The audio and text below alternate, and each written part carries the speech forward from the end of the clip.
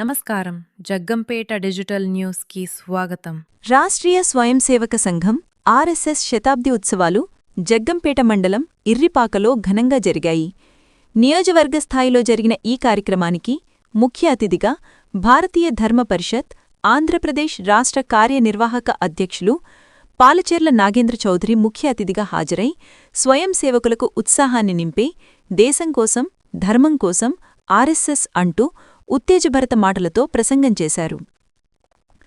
రానున్న రోజుల్లో జగ్గంపేట పరిసర ప్రాంతాల్లో స్వయం సేవకులను కులభేదం లేకుండా ఒకటే కులం హిందూ కులం అన్న భావంతో ప్రతి ఊరు నుంచి కూడా అధిక సంఖ్యలో దేశానికి ధర్మానికి సేవ చేసేవారిని తీసుకువచ్చి ఆర్ఎస్ఎస్లో జాయిన్ చేస్తామని, ఆర్ఎస్ఎస్ సేవలు ప్రతి పల్లెటూరులో కూడా ఇంటింటికి ప్రచారం చేస్తామని తెలియచేశారు.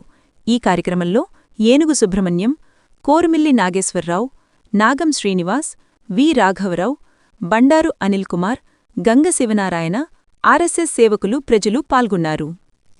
ఏం చేసిందంటే మనం ఒకసారి మీ అందరికీ తెలిసిందే, మనం వెనక్కి తిరిగి చూసుకుంటే ఎంతో మంది మహనీయులు ఈ ఆర్ఎస్ఎస్కి కుటుంబాలను కూడా విడిచి దేశవ్యాప్తంగా ప్రపంచవ్యాప్తంగా మన హిందూ ధర్మాన్ని ప్రచారం చేస్తూ మన హిందూ కార్యక్రమాలు చేస్తూ మన దేశంలో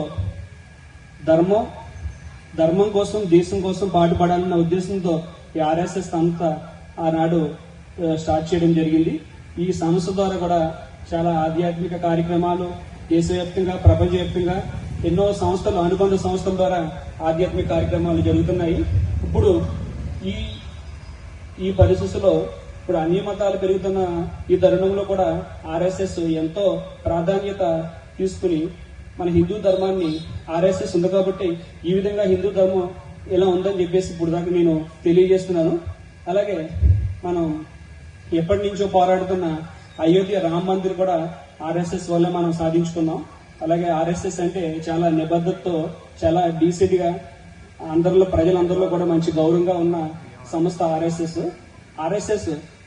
డ్రెస్ వేసుకుని రోడ్డు మీద వెళ్తుంటే చాలా ప్రజలందరూ కూడా చాలా గౌరవిస్తారు. ఎందుకంటే ఈ ఆర్ఎస్ఎస్ మన ఎన్నో సంస్థలు మన అనుబంధ సంస్థల ద్వారా దేశవ్యాప్తంగా ఎన్నో మంచి కార్యక్రమాలు ఆధ్యాత్మిక కార్యక్రమాలు మనం నిర్వహిస్తున్నాం.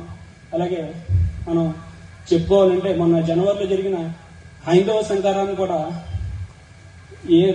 ఏ రాజకీయ పార్టీ ఏ సంస్థ చేయలేని విధంగా ఆర్ఎస్ఎస్ ఎంతో చక్కగా మనకి నిర్వహించారో ఆ ప్రోగ్రాం అంత సక్సెస్ అయిందంటే దానికి కారణం కూడా ఆర్ఎస్ఎస్ వల్లే అంతవరకు సక్సెస్ అయిందని చెప్పేసి ఈ సందర్భంగా తెలియజేస్తూ, అలాగే మొన్న జరిగిన మనకి మహాకుంభమేళ అంటే ప్రపంచవ్యాప్తంగా ఎంతో మంది జనం అక్కడ కుంభమేళాకి వచ్చారు.